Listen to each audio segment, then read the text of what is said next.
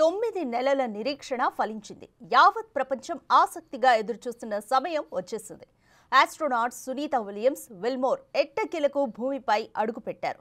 Florida బీచ్లో capsule splash down అయింది. దాదాపు 17 గంటల జర్నీ తర్వాత సముద్ర జలాల్లో ల్యాండ్ అయ్యారు. వెంటనే రంగంలోకి దిగిన రెస్క్యూ టీమ్స్ సముద్ర జలాల్లోకి ప్రవేశించాయి, క్యాప్సూల్స్ ను వెలికితీశాయి.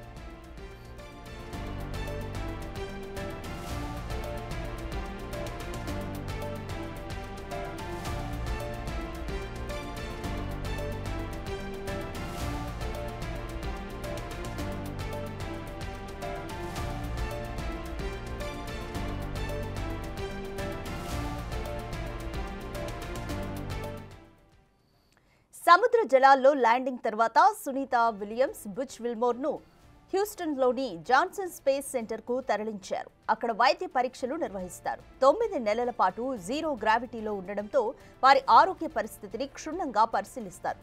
నడక కోల్పోవడం, గ్రావిటీకి రెస్పాండ్ అవుతున్న తీరును సమీక్షిస్తారు. సాధారణ పరిస్థితికి వచ్చే వరకు ట్రీట్మెంట్ ఇస్తారు.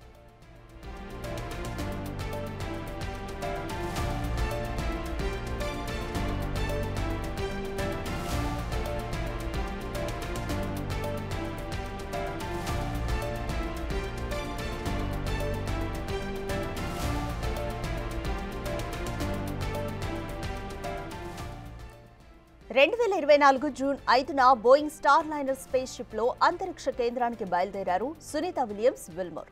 8 రోజుల మిషన్ కోసం వాళ్ళు వెళ్లారు. స్పేస్ స్టేషన్ కు వెళ్లాక మిషన్ ను పూర్తి చేసుకుని జూన్ 13న రిటర్న్ కావాలి. కానీ స్పేస్ షిప్ లో సమస్య తలెత్తింది. హీలియం లీక్ అయింది. ప్రపోల్షన్ సిస్టమ్ పనిచేయలేదు. వెంటనే అలర్ట్ అయిన ఇంజనీర్లు సమస్యను పరిష్కరించేందుకు ప్రయత్నించారు. అయినా వీలు కాలేదు. స్పేస్ క్రాఫ్ట్ స్పేస్ స్టేషన్ తో డాకింగ్ సమయంలో భారీ శబ్దం వచ్చినట్లు సునీతా విలియమ్స్, విల్మోర్ తెలిపారు. దాంతో వారి రిటర్న్ జర్నీ ఆగిపోయింది. స్టార్ లైనర్ స్పేస్ షిప్ అంత సేఫ్ కాదని అంచనాకొచ్చింది. ఇద్దరిని అక్కడే వదిలేసి స్పేస్ షిప్ రిటర్న్ అయింది.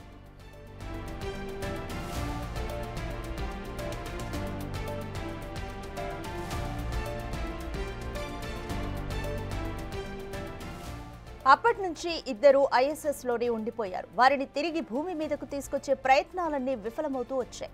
అయితే సునీతా విలియమ్స్, విల్మోర్ మాత్రం ఎక్కడా ధైర్యం కోల్పోలేదు. పైగా ఆ సమయాన్ని మరిన్ని ప్రయోగాలకు కేటాయించారు. మెల్లిగా మైక్రో గ్రావిటీని అడాప్ట్ చేసుకోవడం మొదలుపెట్టారు. మొత్తంగా 150 ప్రయోగాల్లో పాల్గొన్నారు.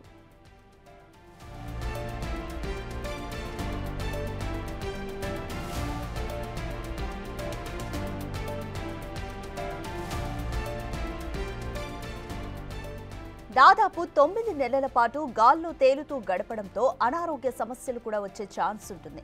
కండరాలు బలహీనపడడంతో నడవలేకపోవడం, నాడీ సమస్యలు, కంటి చూపు లోపాలు ఇలాంటి ఎన్నో సమస్యలు ఎదుర్కోవాల్సి వస్తుంది.